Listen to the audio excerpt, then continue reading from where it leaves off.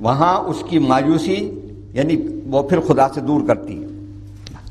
مایوس ہو کے کہتا ہے جی مدتیں ہوگی مانگتے ہوئے، وہ پتہ نہیں کس گناہ میں پکڑا گیا. کبھی یہ بھی غور کر لے تو نے خیر کا کام کون سا کیا ہے؟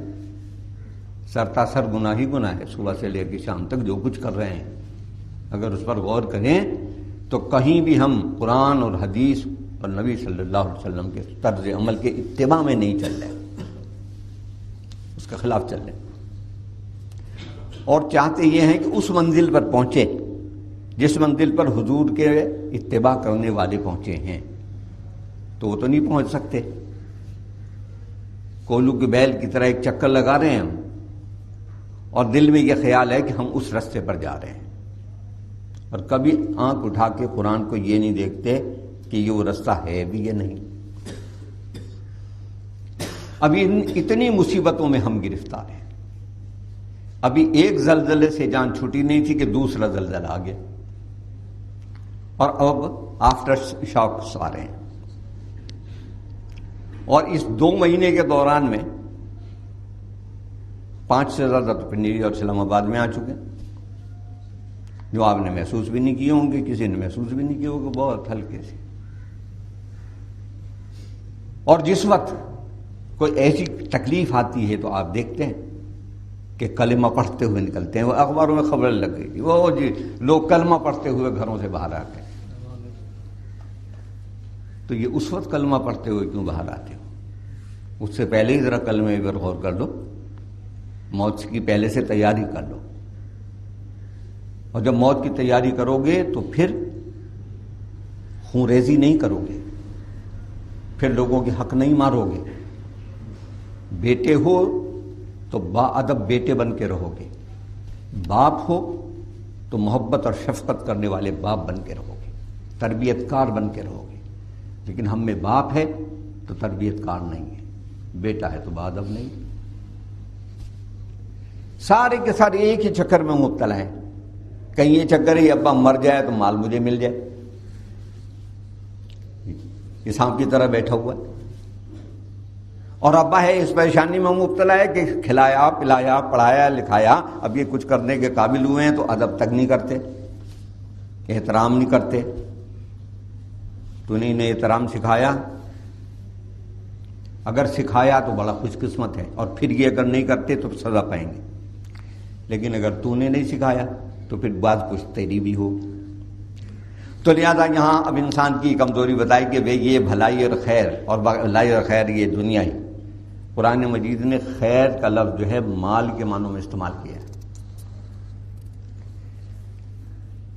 کہ یہ انہو علی ذالک لشہید وانہو لحب الخیر لشدید. یہ انسان خود گواہ ہے اس بات پر کہ یہ مال کی محبت پر بہت پکا ہے.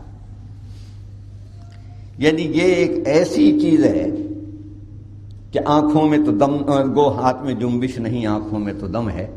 رہنے دو ابھی ساغر و مینا میرے آگے، مرتے مرتے بھی کہتا ہے کہ یہ مکان بھی لے لوں، یہ زمین بھی لے لوں، یہ پڑوسی کی زمین پہ بھی قبضہ کر لوں، اور یہ جو سرکاری زمین ہے یہ بھی 4-6 فٹ اندر لے لوں.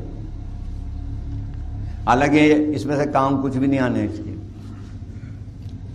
نفس کی صورتحال خدا اور رسول کی بغاوت میں یہاں تک پہنچ چکی ہے.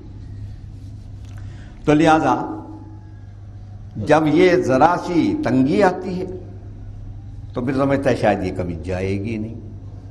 اور اللہ تعالیٰ بھلائی اور خیر بھی دیتا ہے تو آزمائش کے لیے دیتا ہے، اور اللہ اگر تنگی دیتا ہے وہ بھی آزمائش کے لیے دیتا ہے. یہ اس کا اپنا ایک سسٹم ہے. نہ بھلائی ہمیشہ کسی کے پاس رہتی ہے، نہ تنگی ہمیشہ کسی کے پاس رہتی ہے. تو تلک الایام نداولها بین الناس، یہ تو زمانہ کا عدل بدل ہے، انسانوں کے درمیان ہو رہا ہے. آج کا لکھپتی ہے، کل کا فقیر ہے. آج کا جوان و تنومند ہے، کل تک کا لرزتا ہوا اور کانپتا ہوا اور لکڑی ٹیپ کے چلتا ہوا، بلکہ نہ چلتا ہوا بوڑھا ہے.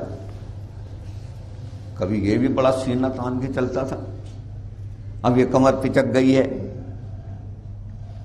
یہ گردن جھک گئی ہے، کہ ہاتھ پیر لرزنے لگے ہیں، یہ نظر نہیں آتا ہے، سنائی کچھ نہیں دیتا ہے، منہ نہیں چلتا ہے، کھانا نہیں کھایا جاتا ہے، یہ اس کا ہو رہا ہے کہ جو کل بڑا کر رہا تھا۔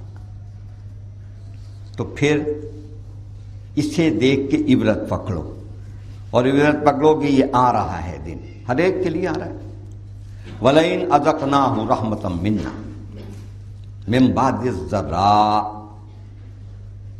اور جب ہم مصیبت کے بعد اسے اپنی رحمت کا مزہ چکھاتے ہیں، یعنی اوپر تو ایک بڑی پکچر دکھائی کہ انسان ہر وقت مانگتے رہتا ہے، تنگی میں ہوتا ہے تو مایوس ہو جاتا ہے، دل شکستہ ہو جاتا ہے، اور جب ہم اس مصیبت کو دور کر دیتے ہیں اور اسے اپنی رحمت کا مزہ چکھاتے ہیں، خوشحال کر دیتے ہیں۔ مال مانگ رہا تھا نا، مال دے دیتے، مکان مانگ رہا تھا، مکان دے دیتے، صحت مانگ رہا تھا، صحت دے دیتے، جو مانگ رہا تھا وہ دے دیا، اپنی رحمتیں نچھاور کر دی۔ مَسَّتْهُ لَيَقُولَنَّ هَٰذَا لِي، تو بفر جاتا ہے، پھر کہتا ہے میرے لیے تو یہی تھا، یہ جو کچھ ملا ہے یہ میری تدبیریں ہیں، یہ مجھے ملنا ہی چاہیے تھا۔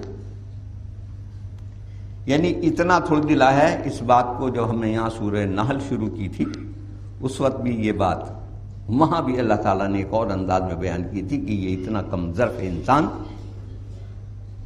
خلق حلوا، یہ پیدائشی طور پر کم ظرف ہے، اور اس کا حال یہی ہے کہ جب اس پر ہم رحمت کرتے ہیں تو اکڑنے لگتا ہے، اور ذرا سا کھینچ لیتے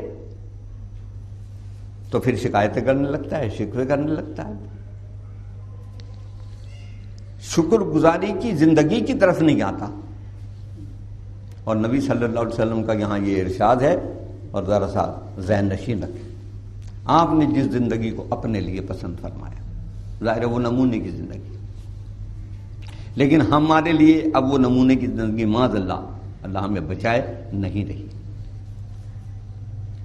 آپ فرماتے ہیں میں تو یہ چاہتا ہوں کہ اللہ جب مجھے دے تو میں اس کا شکر کروں، اور جب نہ دے تو میں صبر کروں، یعنی دونوں حالتوں میں اللہ کی رحمتوں کا سزاوار بنوں، کیونکہ شکر کرنے والوں کو کہتا ہے میں اور دیتا ہوں، لَأَزِيدَنَّكُمْ، اور زیادہ کر دیتا ہوں جو شکر کرتے ہیں،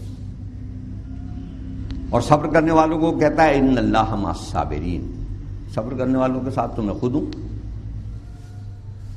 ان کا تو صرف نعمتیں بڑھاتا ہوں جب شکر کرتے ہیں، اور جو صبر کرتے ہیں انہیں میری معیت نصیب ہوتی، میرا ساتھ انہیں نصیب ہوتا۔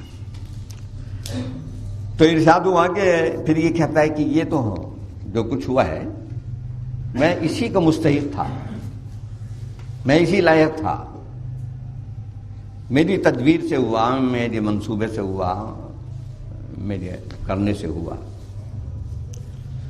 وَمَا أَظُنُّ السَّاعَةَ قَائِمَةً وَلَئِن رُجِعْتُ إِلَىٰ رَبِّي، اول تو مجھے اس بات کا یقین کوئی نہیں کہ وہ قیامت کبھی آئے گی۔ اب جب یہ ہماری رحمتوں سے، اللہ کی رحمتوں سے پھول گیا ہے نا، تو کہتا ہے قیامت رحمت کیا ہے، کبھی نہیں آئے گی، بس ادھر ہم عیش کریں گے، مزے کریں گے، اور مزے کر کر آگے چلے جائیں گے۔ زمانہ ہی ہمیں پیدا کرتا ہے، یہی ہمیں بوڑھا کرتا ہے، یہی ہمیں مار دیتا۔ یہ وہ تصور ہے جو بے خدا اور بے تصور آخرت لوگوں کا ہے، لیکن اگر دیکھیں تو باخدا اور تصور آخرت رکھنے والے بھی اسی رو میں بہہ گئے ہیں، اور اگر نہ بہتے تو آج جو حال ہمارا ہے یہ نہ ہوتا۔ ہمارا حال ان سے بدتر ہے، اس لیے کہ انہوں نے تو اپنا رشتہ اللہ سے توڑ لیا، اور اللہ نے ان کو ان کے نفس کے حوالے کر دیا، اللہ نے انہیں شیطان کے حوالے کر دیا، لہذا انہیں جو کچھ ملنا ہے بس یہیں ملنا ہے، وہاں تو ان کا حصہ ہی کوئی نہیں۔ اس بات کو بڑے واضح انداز میں دوسرے سپارے میں کہا